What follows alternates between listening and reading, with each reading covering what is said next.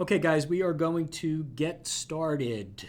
Thank you all for joining us today for our benefits web event, helping your employees make better benefit plan decisions. My name is Frank Candio. I will be your moderator for today's event. A couple quick housekeeping items. We expect this to take about 10 minutes or so. And we are recording this event, so we'll make a link. We'll provide a link to all of you folks after the event, so that you can watch it again or circulate it within your organization. So let's get started. With me today are Mike Mulqueeney, who's a vice president with Johnson Dugan, and Mathew Augustine, who's the CEO of Workforce Junction. Guys, Mike, starting with you, why don't you say hello and introduce yourselves? Thanks, Frank. I'm Mike Mulqueeney. I work with Johnson Dugan. We've been a benefits broker here in the Bay Area for about 35 years now, and I've been working with small to medium-sized employers for the last 30. And Matthew? Yeah. Hi, I'm Mathew Augustine, CEO at Workforce Junction, working with very large companies as well as small to mid-sized companies, specifically focused on benefits technology and delivering better benefits. Excellent. So I'm looking forward to getting your guys' insight on today's topic. And I'm going to put you to the test first with a question. And the question is, where do folks spend more time making a decision? Do they spend it looking at when they're looking for a refrigerator, looking for a flat screen TV, or looking at their benefits plan? So where do they do their research and evaluate more?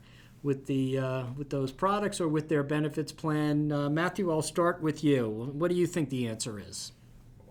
I think it's a flat screen TV. It's more fun. People spend a lot of time, I think, trying to buy flat screen TVs.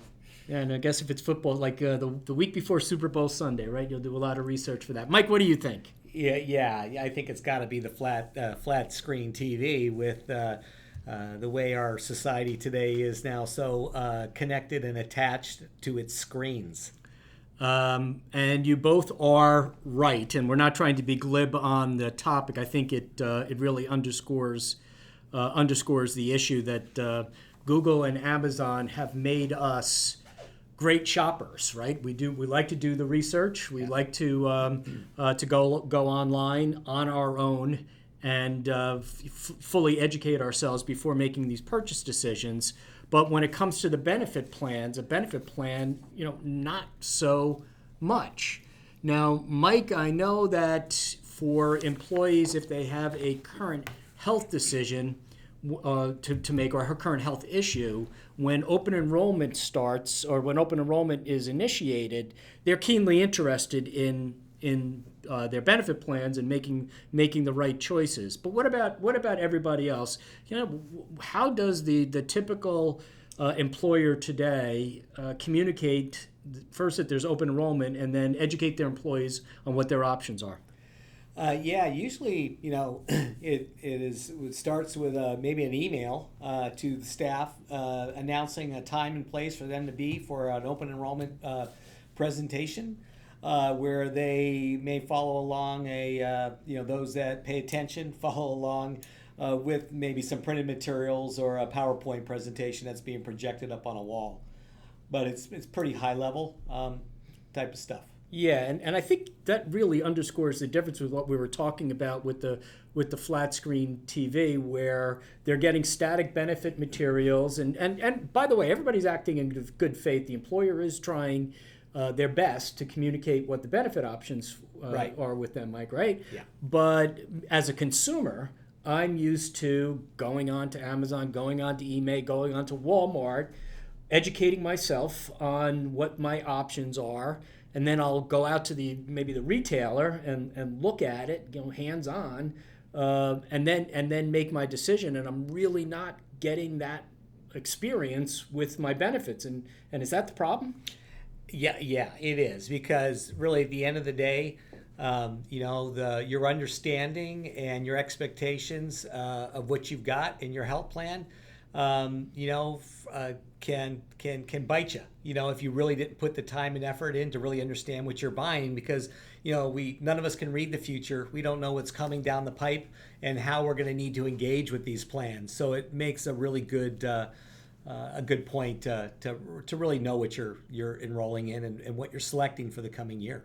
And Matthew, I know you spent a lot of time thinking about and solving this exact issue, because it's a flawed approach. And tell us how you think about how it's being done today and what the issues are. The issues are really in the, as Mike was saying, an understanding that it's a complex decision. And everybody looks at the cost. That's the bottom line in terms of a decision on any purchase, whether it's a flat screen TV or a refrigerator or even a benefit plan. They do look at the cost and make a choice. So it's not that they're not paying attention to the cost, but they are. But they're only looking at certain dimensions of that cost and not looking at the complex ways in which different parameters work together. So that's, I think, the most important area where there is a flaw in our current process. That they come to an open enrollment meeting, they see the plan presentation, they focus on the deductible, the coinsurance, the out-of-pocket maximum, and the payroll deductions or premiums that are paid every month.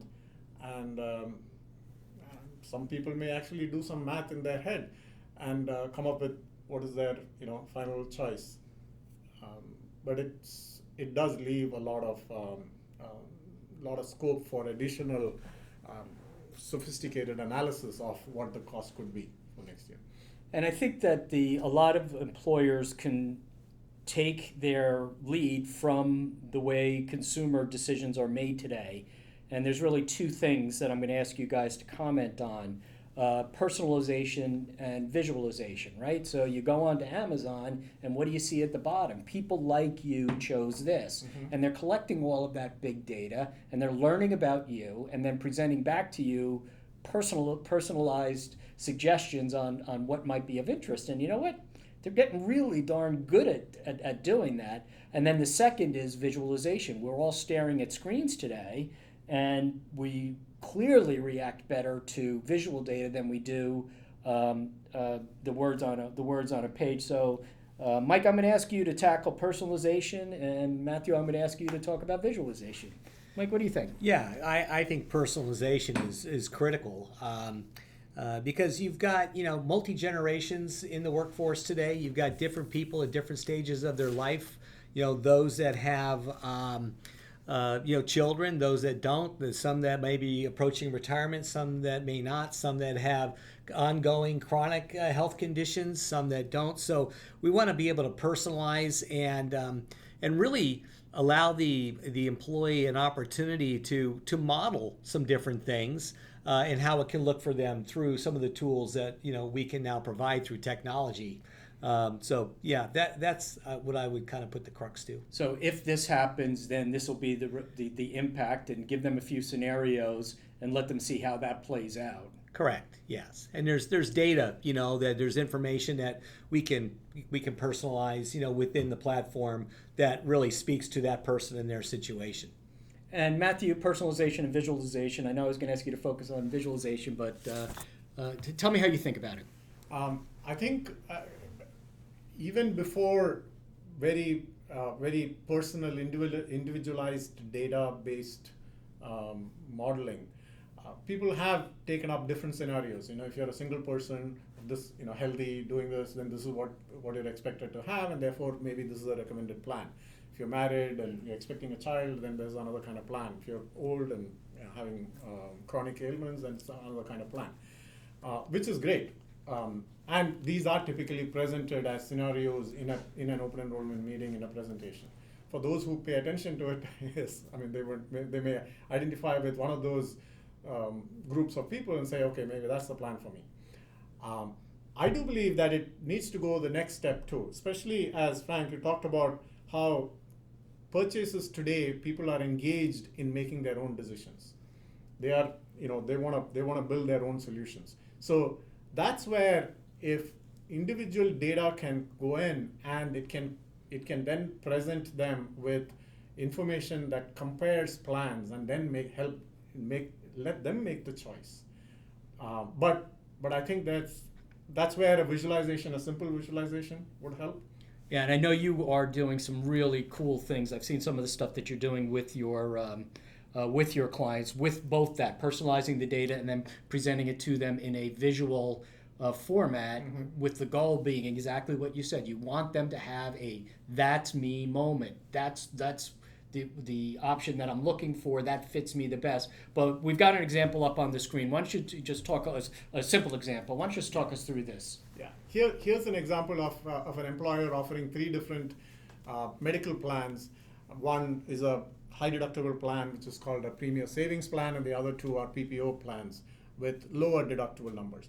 Now, what traditionally happens is an employee looks at these 3 plans and looks at a high deductible plan and says, "Oh, this has got $6,000 deductible or a high out-of-pocket maximum, and the other plans are lower deductible. So I want to hedge my risk and take the lower deductible plans, even though it costs a little bit more on a per paycheck basis."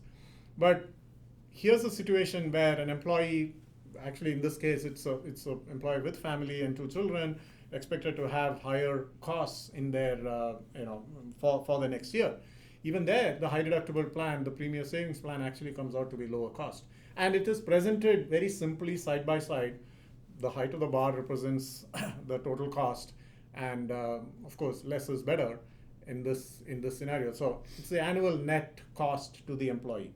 And the sophistication of the tool is such that it does incorporate different aspects of your spend, whether it is prescription drugs, whether it is preventive kind of expenses. And also it incorporates tax savings depending on your tax bracket that you're in, and tells you ultimately net out of pocket what will it be for you. And then you say, okay, that's really the choice that I can make. And you've got me involved in the decision making. It's my decision. It's not a scenario or a model that you presented and say, yeah, if you relate to this, then take this. No, this is exactly my particular data that is being used. And the beauty of it, at least from my perspective, being the ultimate end user, is I see it. It's visual to me. It's obvious to me. What you've done is you've made the complex simple. I'm sure folks are looking at this saying, "Oh, well, this is great. This is for large companies." Is that the case, Mathew?